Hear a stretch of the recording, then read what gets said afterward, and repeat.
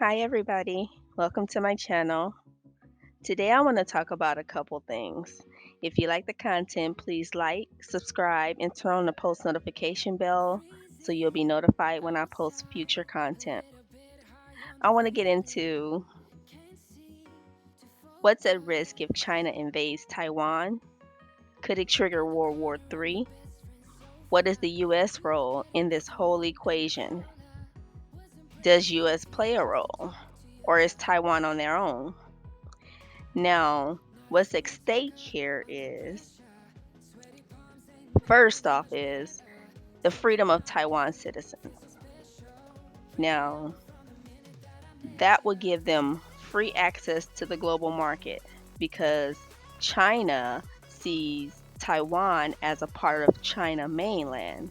So, Taiwan has been blocked from trading with other nations because China would block it and say, well, if you trade with Taiwan, we as China won't trade with you because how dare you go around our back and trade with basically our island and not notify us. So basically, China was forcing the world's hand, and a lot of countries were afraid to mention Taiwan as an independent sovereign nation.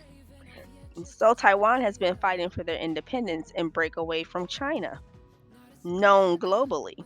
So that's what I mean by them accessing the free market without the say of China because China see them as a republic of China and not an independent nation. But what made them an independent nation was obviously through war. Taiwan has been preparing for China to attack them for nearly the last 70 years, since about the 1940s.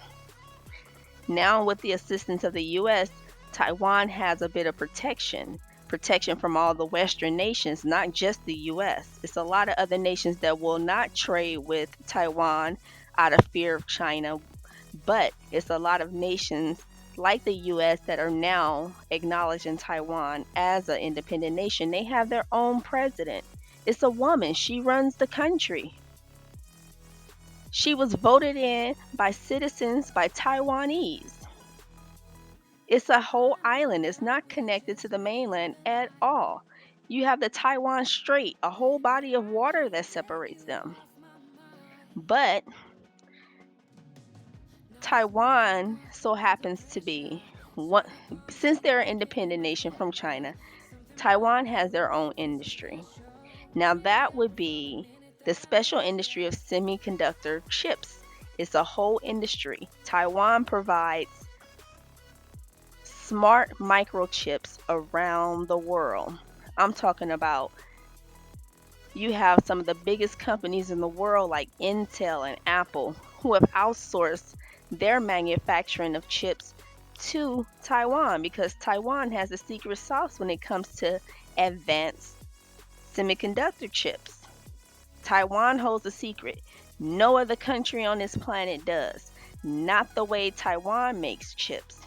Now, see, China is the manufacturer of the world. China makes chips, but China makes a specific type of chips. China makes chips that are lesser of grade. They're not as advanced, they're not nearly as advanced as Taiwan chips. Now, China chips would be things like our smart toasters, scales to weigh yourself. You get good technology, good reads when you step onto a scale, or refrigerators, appliances, little smart, smart things like that. And most of those machines are imported from around the world. So China couldn't do it all by themselves. Now, Taiwan does everything in house and they got the secret sauce locked up in a vault somewhere. Not even America could access that.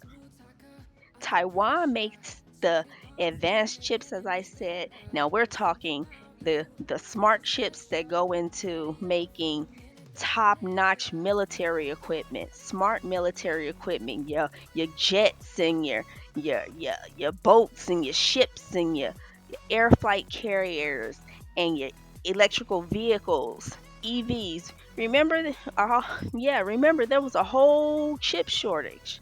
Not a lot of EV cars. Now, when there was a chip shortage, when the supply chain was bottlenecked, all the world was panicking because the chips weren't coming in. Apple couldn't produce phones. It stopped the production line. And that's what will happen. We're talking smart chips, computers, airplanes. It's a technology war, a fight for technology. Now, previous wars, they were fought over oil. Oil was the game. Most countries are going green technology. Most countries aren't really tripping off of oil like that. And Russia is learning that lesson right now. But everything is about smart chips right now. Now it's chips, it's not oil. Now, China. China is getting old. China has a lot of people, 1.4 billion people. Taiwan has 23.7 million people. Very small in comparison, right? But China is getting older. They have a demographic problem. Their president has a certain amount of time where he has a large demographic of young folks, young able bodied people who can actually go to war and sustain a because it like Russia is learning with Ukraine right now.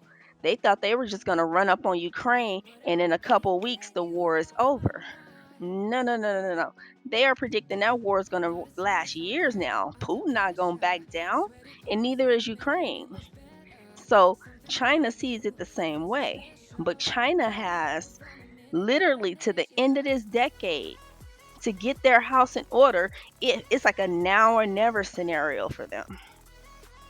It's like a now or never scenario for both Putin and Xi. Xi is the Chinese president. They both have the same mentality.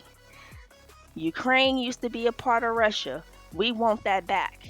And I'm going to get it back under my watch. Both of these dudes are like in their 70s. They have literally to the end of the decade, before they hit their 80s, and their population aged right along with them, and they can't afford to fight a war, let alone having the people to fight it. They'll be too old. Japan is old. Europe is old. Countries are getting old. So China has like literally to the end of the decade window to, if they were to do it now or never. Putin said now. Now we people who are paying attention like, is she in China in Beijing gonna say now too? So the question is, are they going to invade Taiwan? But the stakes of them invading Taiwan are very high because I don't think China could survive Russian style sanctions. No, no, no, no, no, no. Russia is more self sustainable. Russia, they produce a lot of food. They have the oil and the gases and stuff they need. They're a bit more self sufficient. China imports a lot of stuff. When you brag about 1.4 billion people, you have to feed and have resources for 1.4 billion people, and that's no small feat. So I don't think China will be able to survive sanctions. And if those sanctions hit, the Chinese people will lose it and turn on the CCP. Sure would. And then attacking Taiwan, they will literally, Taiwan is an island. That means it's surrounded around a large body of water, the Taiwan Strait. Then it's an island. It has mountains and jungles, and it's not an easy terrain. You got to get past the water, and then you got to get through the terrain. And you would have to know how to navigate that. And then you got the United States who have an agreement with Taiwan to protect them. So the United States would come in, and the United States got about 12 military bases on Japan alone. So that means America don't have to come from America. America is right there in Japan and launch right from Japan. But that's the agreement, and Biden upheld that agreement to the point where Nancy Pelosi flew over to Taiwan on official government duties and met with the president of Taiwan. Both of those ladies met face to face, one on one in 2020. That has never happened. Trump, I think Trump was the last person. He tested the waters. He said, "How China gonna tell me where I could go?" And Trump, crazy, he went over there. He said, "This is an independent nation. They have their own leader. They have their own president. They have their own laws." And when 19, oh, let's see, 1949, that's okay. Taiwan. Let's take it back. Taiwan was once ruled by a totally different dynasty in China. Now, China had a civil war. China had a civil war between the previous dynasty and the CCP, who now controls it. The Mao era, right? 1949. That's how long this Chinese government has been running the country, from 1949 to now 2023. But they had their own civil war. But Taiwan, during that civil war, it was under the Japan had annexed Taiwan. So it was ruled by Japan for about at least 50 something plus years. Then Japan, after World War II, they backed out. That was in around the 1940s. So when Japan backed out, that left Taiwan ungoverned. Now, when the Civil War was going on in China in the 1940s, a lot of the former previous government that was losing to the CCP, they grabbed all as many Chinese artifacts and original Chinese, you know, history, and fled and went east to the island of Taiwan since the 1940s. And that's where they took refuge. And they've been there since the 1940s. That's why I said they had 70 years to prepare, because they've been kind of expecting China to come try to fight them. But previous they had no protections. Now they have the protections of the rest of the globe. Other countries are starting to acknowledge them. They're starting to embrace them as an independent nation, and China feels some kind of way about that.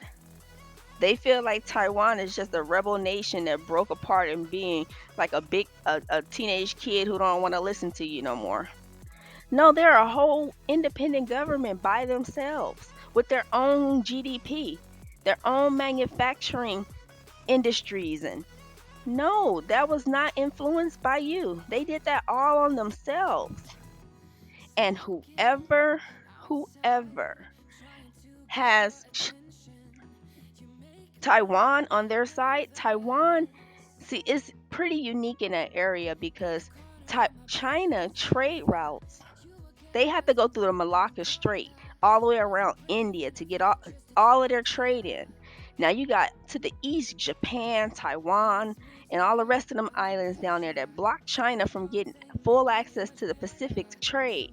So China need Taiwan for that too. But the United States like, no, no, no, no, no, no, no.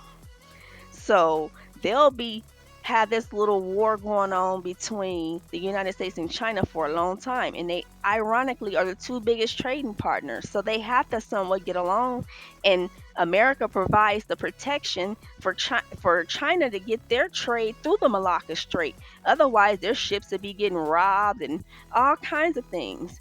And America provides that protection. So it's a love-hate relationship, a very sensitive relationship, but nonetheless, Taiwan is caught in the middle of it, and whoever has Taiwan on their side will win the technology war for the next 21st century.